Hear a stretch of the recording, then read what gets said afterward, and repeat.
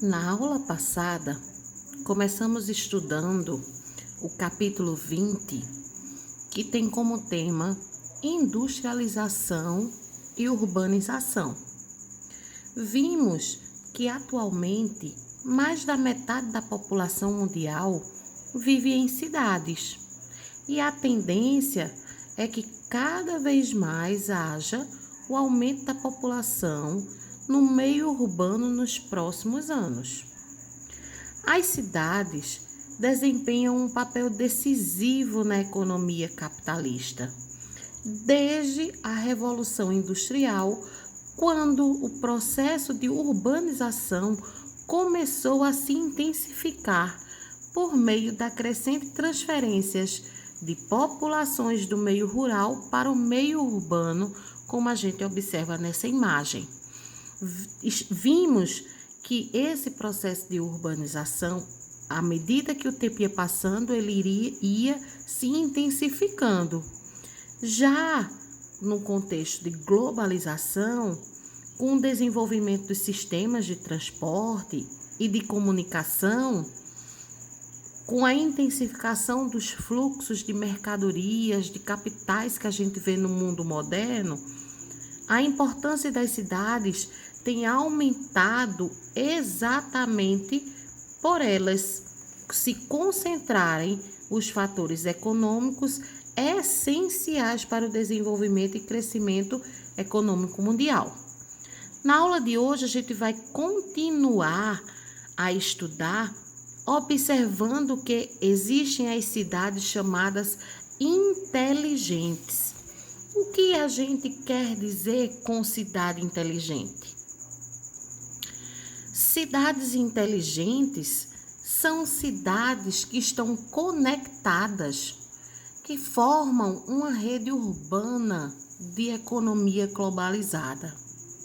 Cidades que apresentam características de conexão, elas recebem justamente esse nome de cidades inteligentes, porque uma depende da outra. Uma produz utensílios, equipamentos em que as outras vão precisar. Então, nessa condição, se observa uma revalorização da vida urbana, onde vão se destacar áreas centrais e as não centrais, que são chamados de subúrbios. Quando começou o processo de expansão, que a gente viu na aula anterior, chamada de conurbação, essas áreas centrais das grandes cidades começou a haver um processo inverso, começou a valorizar e renovar a renovação de alguns centros tradicionais das cidades, chamadas inteligentes. Então, entre os fatores que mais contribuem para essa volta ao centro, né? Como eles começam a valorizar ainda mais os grandes centros urbanos, a gente pode começar a citar alguns exemplos, como é o fato de que a cidade do automóvel, né, onde há grande circulação do automóvel, mostra-se ser um grave problema. Por que um grave problema com fluxos de automóveis? É justamente aquilo que a gente já sabe. O aumento do trânsito começou a gerar engarrafamentos, começou a haver a poluição sonora, a poluição do ar, o barulho, estresse e muitas horas semanais perdidas atrás do volante de um carro. Então, com isso, depois, quando começou a se observar esse cenário, muitos profissionais começaram a optar pelo transporte público, na busca de minimizar esses danos. Ou, quando eles não usam o transporte público, eles começaram a buscar uma moradia mais próxima de suas casas, de suas residências. quando começou a haver essa busca incessante por estar mais próximo dentro dos grandes centros urbanos, tudo começou a modificar. Porque junto dessa valorização das áreas centrais, começou a surgir uma outra preocupação com a sustentabilidade, que é o que a gente vive falando nos dias atuais. É o desenvolvimento sustentável. Então, quando isso começou a acontecer, começou também a haver a diminuição do consumo de combustíveis fósseis, de modo que começou também a reduzir a geração de poluentes atmosféricos. Toda essa preocupação representa a recepção de que a cidade do automóvel, ou seja, os grandes centros urbanos, e a exagerada expansão horizontal das grandes cidades, das metrópoles, não é mais um modelo ideal de cidade, uma vez que esse aumento exagerado compromete profundamente a mobilidade urbana. Sendo assim, tornou-se cada vez mais necessário repensar o espaço urbano. Então, por que esse espaço urbano cada vez mais busca-se ser modificado? Por conta dos grandes problemas que vêm sendo encontrados nessas regiões. Quais os problemas? Quais as modificações que precisam ser feitas? É justamente essa conscientização de como utilizar o meio urbano em benefício do ser humano. Foi ele que projetou? Foi o ser humano que criou? Então, agora é a hora dele modificar para que venha beneficiar a sua própria vivência. Então, a partir do momento em que o homem ele detecta esses problemas e que precisa modificá-los, ele passa a observar que precisa levar em consideração a mobilidade urbana, que a gente observa nessa imagem. Então, medidas que visam reduzir a circulação de veículos nas cidades tem sido uma das principais plataformas de ação. Aqui nessa pirâmide, que é chamada pirâmide da mobilidade urbana, vocês podem observar que a quantidade de pessoas que utilizam veículos particulares são muito maiores do que aqueles que utilizam o transporte coletivo. Da mesma forma que também é maior que o pedestre e da mesma forma que é os ciclistas. Então, nos dias atuais, está havendo algumas políticas públicas que começaram a ser criadas de modo a incentivar o uso de transporte coletivo. Então, eles começaram a restringir o uso do automóvel, com a adoção de sistemas de rodízio. Eles começaram a incorporar os pedágios urbanos, que obriga o pagamento de taxa para que a pessoa possa acessar determinadas áreas. Começou-se a haver o fechamento de ruas ao trânsito de veículos motorizados, integração dos sistemas de trens urbanos e ônibus, construção de ciclovias e ciclofaixas para que cada vez mais aumente o uso de bicicletas das pessoas nos meios urbanos, para tentar diminuir aqueles danos que a gente viu, que busca justamente o desenvolvimento sustentável. Então, essa pirâmide etária aqui, ela começa a ser implantada, mas que ainda falta muito para que seja edificada. Então, à medida em que há essa implantação de projetos de revalorização dessas áreas, elas começam a deixar de ser acessíveis à população mais pobre. Então, áreas urbanas que antes a população mais pobre, a classe mais baixa, ela habitava, ela deixa de fazer parte dessa região e vai dar origem, né? Vai dar lugar ao crescimento vertical.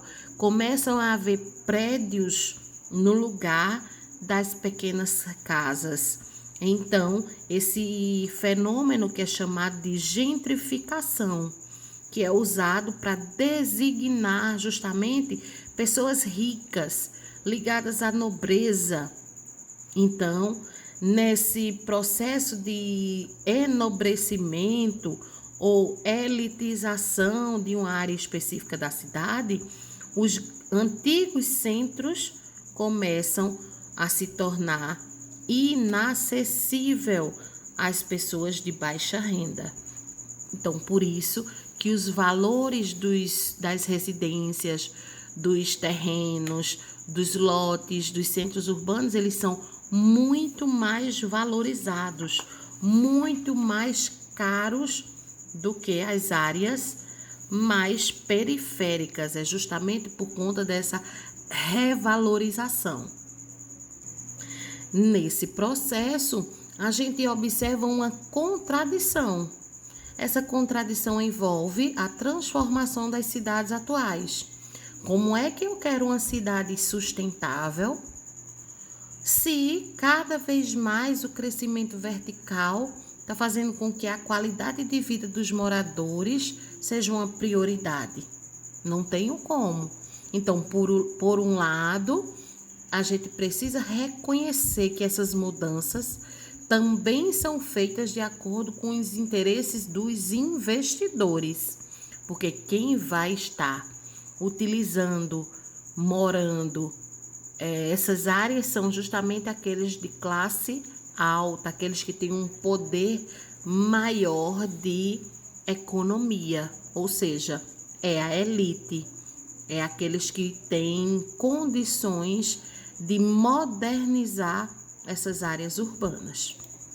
Quando nós começamos a falar em desenvolvimento sustentável, em qualidade de vida, é importante ressaltar que nos países desenvolvidos, a transferência de trabalhadores do campo para a cidade foi um processo gradual. É aquilo que a gente chamou de êxodo rural, é quando o homem ele passou a modificar o meio rural em área urbana, porque ele começou a buscar justamente isso. Na atualidade, as cidades dos países desenvolvidos, que existem muitos, como Canadá, Estados Unidos, países europeus no modo geral, as infraestruturas urbanas consideradas básicas já estão consolidadas. Isso quer dizer que a população tem à sua disponibilidade fornecimento de energia, atendimento de serviços de saneamento básico, possui também serviços de saúde, além de ter acesso à moradia regular e um eficiente sistema de transporte coletivo. Tudo que vai favorecer a estadia, que vai favorecer a população de estar numa qualidade de vida mais equilibrada do que nos outros centros que não apresentam isso. Então, na atualidade, essas cidades desenvolvidas que estão muito preocupadas com o desenvolvimento sustentável, elas já buscam melhorar sua infraestrutura urbana. O que é que elas fazem para melhorar? Elas têm realizado diversas ações que estão voltadas a essa questão. Por exemplo, nessa imagem, a gente observa que existem prédios de um lado, prédios do outro, e no centro a gente já observa uma área verde. Então, esse crescimento vertical, essas cidades, elas não têm mais por onde crescer na sua horizontalidade, porque já está tudo preenchido. Então, elas crescem verticalmente, crescem para cima. Então, essa qualidade de vida que não tinha ligação nenhuma com o meio ambiente, eles já começam a ficar mais atentos a justamente esse desenvolvimento sustentável. O que é que eles fazem? Eles ampliam os espaços públicos de lazer, como parques e praças, implantam projetos de mobilidade urbana, eles expandem as áreas arborizadas, que é o que a gente vê aí nessa imagem. Eles recuperam rios e córregos. Eles fazem com que antigas áreas industriais comecem a receber novas funções. Incentivam a construção de sistemas que diminuam os gastos de energia e diminuam também a emissão de gases poluentes. Eles buscam produzir alimentos orgânicos dentro das cidades. Então, uma série de ações começam a ser voltadas para esses grandes centros urbanos, para que essas cidades também possam ter uma qualidade de vida mais equilibrada do que aquelas que a gente pode observar nas áreas mais rurais, nas áreas de subúrbios, onde não existe tanta dificuldade na forma de sobreviver. Então, quando todas essas ações são colocadas em prática, como a gente observa nessa imagem aí, nós podemos falar que está havendo uma transformação das cidades para mudar a sua vida, ou seja, a vida dos habitantes, a vida da população. Eles passam a mudar a história de sedentarização. A partir do momento em que o homem se fixa num lugar, ele passa a ser sedentário. Então, os objetivos para essa melhoria, para essa transformação das cidades, é justamente a melhoria da qualidade de vida da população urbana, que passa pela valorização dos espaços de lazer, entre outras ações que buscam pela sustentabilidade ambiental. O que é essa sustentabilidade ambiental? É aquela que prevê a diminuição dos impactos ambientais gerados na cidade, como também a implantação de um novo modelo de cidade chamado cidade pós-industrial, que é a cidade após o processo de revolução industrial. Então, com isso, com essa transformação, com essas ações implementadas, busca-se justamente essa melhoria da qualidade de vida da população, melhoria da infraestrutura urbana nas cidades. Então, com isso, a gente vai ficando por aqui e vocês vão seguir as orientações propostas lá na nossa plataforma. Tchau, tchau!